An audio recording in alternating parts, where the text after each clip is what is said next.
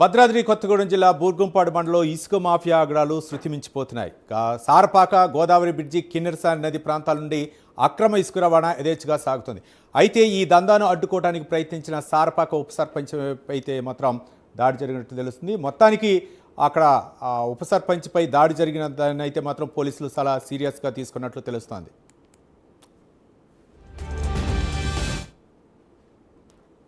ఇదే అంశానికి సంబంధించి మరింత సమాచారం మా కరెస్పాండెంట్ రజనీకాంత్ అందిస్తారు. రజనీకాంత్. ఎస్ రవి, భద్రాద్రి కొత్తగూడెం జిల్లా బూర్గంపాడు మండలంలో గోదావరి నదిపై గోదావరి దాంతోపాటు కిన్నెరసాని నదిలో కనిపించే నదుల్లో ఉన్న ఇసుక అక్రమార్కులు రాత్రి 9 గంటలు దాటిందంటే యథేచ్ఛగా ట్రాక్టర్లతో మాత్రానికి తోడుకుంటూ కోట్ల రూపాయల ధనార్జన గడిస్తున్న పరిస్థితి. అక్రమార్జనను అడ్డుకునేందుకు సారపాక రాత్రి బూర్గంపాడు మండలం సారపాక సర్పంచ్ కన్నెగారు రమేష్ సమాచారం అందడంతో అక్కడికి వెళ్లి ట్రాక్టర్లు రాత్రిపూట తిరగడం వల్ల గ్రామస్తులు తమకు ఫిర్యాదు చేస్తున్నారు. రాత్రిపూట పర్మిషన్ లేకుండా ఎలా తీసుకున్నారు, ఇసుక తోడుతున్నారంటూ మాత్రానికి ఆయన వారిని ఇసుక మాఫియా దారులను అడ్డుకునే ప్రయత్నం చేయగా అతనిపైకి దాడి కూడా చేసినట్టు కూడా తెలుస్తుంది.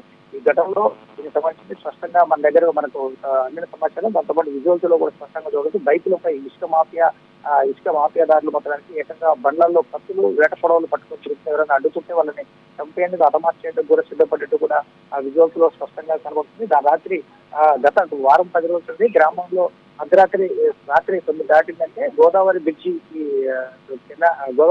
భద్రాచలం బ్రిడ్జి కానుకున్న వాహనాలతో మొత్తం తోడుతున్న పరిస్థితి. రాత్రి అతను సారపాక ఉప సర్పంచ్ కన్నెగారు రమేష్ అక్కడికి వెళ్ళడంతో ఆయన బెదిరించి ప్రయత్నం చేశారు. బెదిరించి అతను దాడి కూడా చేసినట్టు. దాడి చేయడంతో పోలీసులకు సమాచారం వస్తే పోలీసులు కూడా సంఘటన స్థలానికి రాత్రి చేరుకుని సుమారు 7 ట్రాక్టర్లు మాత్రం సీజ్ చేసినట్టు కూడా తెలుస్తుంది. ఇప్పటికే ప్రతిరోజు నిత్యం మాత్రానికి 30 నుంచి 40 ట్రాక్టర్లతో నిత్యం మాత్రం దాదాపు తెల్లవారులు అంటే రాత్రి 8-9 గంటల ప్రాంతం నుంచి తెల్లవారు 5 గంటల వరకు కూడా ఇసుక మాఫియా యథేచ్ఛగా తోడుకున్నట్టు మాత్రం గమనాలు చెప్పొచ్చు. ఈ ఘటనపై మాత్రం భద్రాద్రి కొత్తగూడెం జిల్లా పోలీసులు కూడా సీరియస్ గా వివరిస్తున్న పరిస్థితి. మరోపక్క వరంగల్ జిల్లాలో సీఎం ఉండటం కాకుండా బురగంపాడు ఎస్ఐ అక్కడికి సెలవుల్లో అక్కడికి ఆ డ్యూటీకి వెళ్ళడంతో కూడా ఒక పక్క గత 4 రోజులకి ఇసుక మాఫియా కూడా రెచ్చిపోతున్న పరిస్థితి కనబడుతుంది.